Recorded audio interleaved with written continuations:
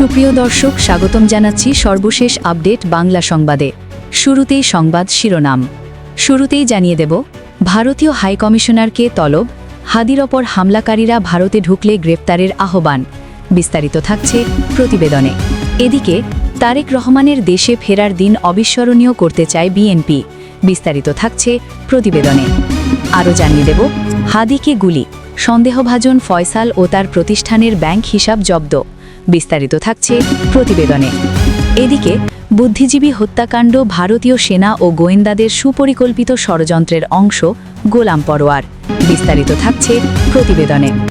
আরও জানিয়ে দেব, হাদির অবস্থা আশঙ্কাজনক, আরও যা জানিয়েছে মেডিকেল বোর্ড। বিস্তারিত থাকছে প্রতিবেদনে। এবং সর্বশেষ জানিয়ে দেব, হাদিকে হত্যা চেষ্টা, মোটরসাইকেল মালিক হান্নান রিমান্ডে। বিস্তারিত থাকছে প্রতিবেদনে। এতক্ষণ শুনছিলেন সংবাদ শিরোনাম, এবারে বিস্তারিত। ভারতীয় উচ্চ কমিশনার প্রণয় ভার্মাকে আবার তলব করা হল পররাষ্ট্র মন্ত্রণালয়। ইনকিলাব মঞ্চের আহ্বায়ক শরীফ ওসমান হাদির ওপর হামলাকারীরা ভারতে ঢুকে পড়লে তাদের গ্রেপ্তার করে ফেরত পাঠানোর আহ্বান জানানো হল। আজ রোববার সকালে প্রণয় ভার্মাকে তলব করা হয় বলে পররাষ্ট্র মন্ত্রণালয়ের এক বিজ্ঞপ্তিতে জানানো হয়েছে। দিল্লিতে আশ্রয় নেওয়া ক্ষমতাচ্যুত প্রধানমন্ত্রী শেখ হাসিনার অব্যাহত উস্কানিমূলক বক্তব্যে অন্তর্বর্তী সরকারের উদ্বেগের বিষয়টিও জানিয়ে দেওয়া হয় তাকে। অন্তর্বর্তীকালীন সরকারের আমলে বিভিন্ন ঘটনায় এ নিয়ে অন্তত 5 বার তলব করা হল প্রতিবেশী দেশটির রাষ্ট্রদূতকে। জুলাই অভ্যুত্থানের সমর্থক ইনকিলাব মঞ্চের আহ্বায়ক শরীফ ওসমান হাদিকে গত শুক্রবার ঢাকায় গুলি করে দুর্বৃত্তরা। তিনি এখনও সংকটাপন্ন অবস্থায় হাসপাতালে ভর্তি। ওসমান হাদিকে গুলিবর্ষণকারী ভারতে পালিয়ে গেছে বলে গুঞ্জন রয়েছে। পররাষ্ট্র মন্ত্রণালয়ের বিজ্ঞপ্তিতে বলা হয়, ওসমান হাদি হত্যাচেষ্টার সঙ্গে জড়িত সন্দেহভাজনদের ভারতে পালিয়ে যাওয়া প্রতিরোধে ভারতের সহযোগিতাও কামনা করা হয়েছে। তারা যদি ভারতীয় ভূখণ্ডে প্রবেশ করতে সক্ষমও হন, তবে তাদের তাৎক্ষণিক গ্রেপ্তার ও বাংলাদেশের কাছে প্রত্যর্পণ নিশ্চিত করার অনুরোধ জানানো হয়। জুলাই অভ্যুত্থানে শেখ হাসিনার ক্ষমতাচ্যুতির পর থেকে বাংলাদেশ ভারতের সম্পর্কে টানাপোড়েন চলছে। গণ অভ্যুত্থানে ক্ষমতাচ্যুত হয়ে গত বছরের 5ই আগস্ট ভারতে পালিয়ে যান তিনি। বাংলাদেশে বিতর্কিত সব নির্বাচনের মধ্য দিয়ে তার ক্ষমতায় টিকে থাকার পেছনে ভারত সরকার সমর্থন দিয়ে আসছিল বলে অভ্যুত্থানের পক্ষশক্তিগুলোর অভিযোগ। আওয়ামী লীগ সভাপতি শেখ হাসিনা দিল্লিতে থেকে নানা বক্তব্য বিবৃতি দিয়ে চলেছেন। তা বন্ধ করতে অন্তর্বর্তী সরকারের পক্ষ থেকে বিভিন্ন সময় আহ্বান জানানো হলেও নয়াদিল্লি তাতে সাড়া দেয়নি। তারেক রহমানের দেশে ফেরার দিনকে অবিস্মরণীয় করতে চায় বিএনপি। 17 বছর পর দেশে ফিরছেন বিএনপির ভারপ্রাপ্ত চেয়ারম্যান তারেক রহমান। তার দেশে ফেরার দিনটিকে অবিস্মরণীয় করে রাখতে চায় দলটি। এজন্য তারেক রহমানের ফেরার দিন রাজধানী ঢাকায় স্মরণকালের বৃহত্তম জনসমাগম ঘটানোর পরিকল্পনা করছে বিএনপি। এই লক্ষ্যে সাংগঠনিক প্রস্তুতি, নিরাপত্তা ব্যবস্থাসহ সার্বিক কর্মপরিকল্পনা চূড়ান্ত করার কাজ চলছে। বিএনপির দায়িত্বশীল সূত্রগুলো জানিয়েছে, আগামী 2-3 দিনের মধ্যেই এ সংক্রান্ত কর্মপরিকল্পনা চূড়ান্ত হবে। কেন্দ্রীয় বিএনপির সমন্বয়ে ঢাকা মহানগর উত্তর ও দক্ষিণ বিএনপি কর্মসূচি বাস্তবায়ন করবে। 25 ডিসেম্বর যুক্তরাজ্যের লন্ডন থেকে দেশে ফিরবেন তারেক রহমান। বিএনপির মহাসচিব মির্জা ফখরুল ইসলাম আলমগীর শুক্রবার রাতে এই সুনির্দিষ্ট তারিখ ঘোষণা করেন। এই ঘোষণার পর দলের নেতাকর্মীদের মধ্যে ব্যাপক উৎসাহ উদ্দীপনা দেখা দিয়েছে। বিএনপির নেতারা বলছেন, তারেক রহমানকে স্বাগত জানাতে সারা দেশ থেকে বিপুল সংখ্যক নেতাকর্মী সমর্থক সহ সাধারণ মানুষ ঢাকায় আসবেন।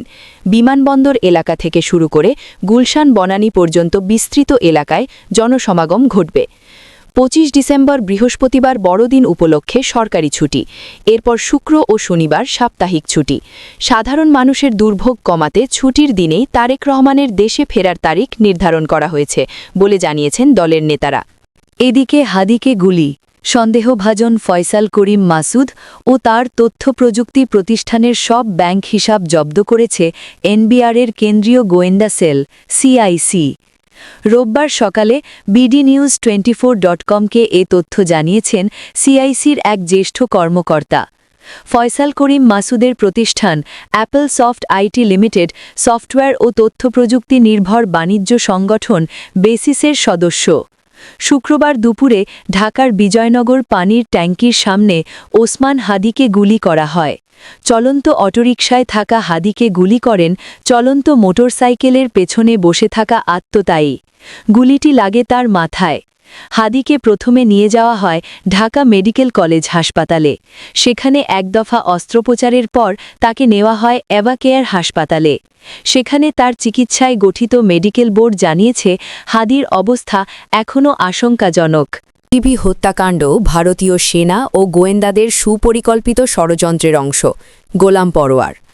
জামায়াতে ইসলামীর সেক্রেটারি জেনারেল মিয়া গোলাম পরোয়ার দাবি করেছেন ১৯৭১ সালে শহীদ বুদ্ধিজীবী হত্যাকাণ্ড ছিল ভারতীয় সেনাবাহিনী ও গোয়েন্দা সংস্থার একটি সুপরিকল্পিত ষড়যন্ত্রের অংশ।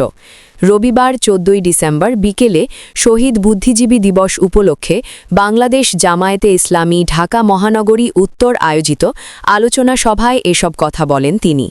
রাজধানীর ফার্ম গেটের কৃষিবিদ ইনস্টিটিউট হলরুমে এ সভা অনুষ্ঠিত হয়। মিয়া গোলাম পরোয়ার বলেন, বামপন্থী ও কলকাতা কেন্দ্রিক কিছু বুদ্ধিজীবী এবং ভারতপন্থীরা দীর্ঘদিন ধরে বুদ্ধিজীবী হত্যাকাণ্ডের জন্য জামায়াতে ইসলামীর নাম জড়িয়ে আসছেন। তবে ইতিহাসের নানা তথ্য ও সত্য সামনে আসায় প্রমাণ হয়েছে এই হত্যাকাণ্ড ভারতীয় সেনাবাহিনী ও গোয়েন্দাদের সুপরিকল্পিত ষড়যন্ত্রের অংশ ছিল। কারণ ১৬ ডিসেম্বর বিজয়ের প্রাক্কালে এই হত্যাকাণ্ড সংঘটিত হয়। তিনি আরও বলেন, ৮ ডিসেম্বরের আগেই ভারতের ৩৬ জন সেনা ঢাকায় অবতরণ করেছিল, এর রেকর্ড রয়েছে। সে সময় রাজধানী ঢাকাসহ পূর্ব পাকিস্তান কার্যত ভারতীয় সেনাদের নিয়ন্ত্রণে ছিল। বিজয়ের প্রাক্কালে পাকিস্তানি সেনা ও তথাকথিত রাজাকার আল-বদররা আত্মসমর্পণ কিংবা প্রাণ বাঁচাতে পালিয়ে যাওয়ায় ব্যস্ত ছিল। সে অবস্থায় তাদের পক্ষে পরিকল্পিতভাবে বুদ্ধিজীবী হত্যা করার প্রশ্নই ওঠে না।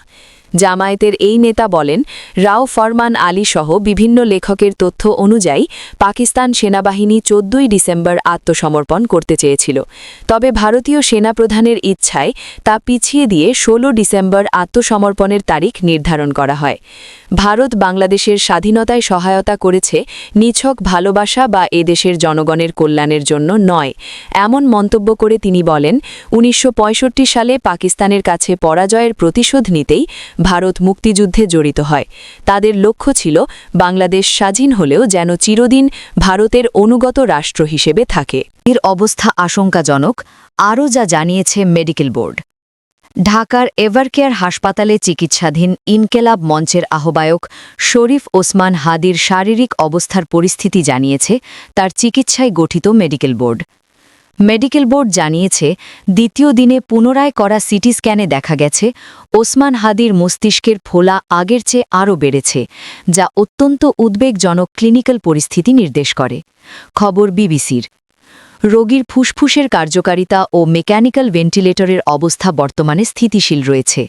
এক্ষেত্রে উল্লেখযোগ্য উন্নতি বা অবনতি পরিলক্ষিত হয়নি। চেস্ট ড্রেইন টিউবও সচল রয়েছে। চিকিৎসকরা জানিয়েছেন, রোগীর কিডনির কার্যক্ষমতা বর্তমানে বজায় আছে এবং ক্রিয়েটিনিনের মাত্রা আগের চেয়ে কিছুটা হ্রাস পেয়েছে। তবে ব্রেইন ইনজুরির কারণে শরীরের কিছু হরমোনগত ভারসাম্যহীনতা দেখা দিয়েছে, যা প্রতি ঘণ্টায় ইউরিন উৎপাদনে প্রভাব ফেলছে। এ কারণে অ্যাসিড বেস ব্যালেন্স, ফ্লুইড ও ইলেকট্রোলাইট অত্যন্ত নিবিড়ভাবে পর্যবেক্ষণ ও চিকিৎসা করা হচ্ছে। রোগীর রক্ত জমাট বাঁধা ও রক্তক্ষরণের ভারসাম্যহীনতা বর্তমানে অনেকাংশে নিয়ন্ত্রণে রয়েছে বলেও জানিয়েছে মেডিকেল বোর্ড। তারা বলছেন, ব্রেইন স্টেমে আঘাত ও মস্তিষ্কের অতিরিক্ত ফোলাজনিত চাপের কারণে রোগীর রক্তচাপে ওঠানামা পরিলক্ষিত হচ্ছে। রোববার রোগীর হৃৎস্পন্দন স্বাভাবিকের তুলনায় কিছুটা বেশি লক্ষ্য করা গেছে। মেডিকেল বোর্ড মনে করে, এ ধরনের জটিল ও সংকটাপন্ন শারীরিক অবস্থায় ব্লাড সুগারের ওঠানামা একটি পরিচিত ক্লিনিক্যাল চ্যালেঞ্জ, যা মেডিকেল টিম সতর্কতার সঙ্গে নিয়ন্ত্রণে রাখছে।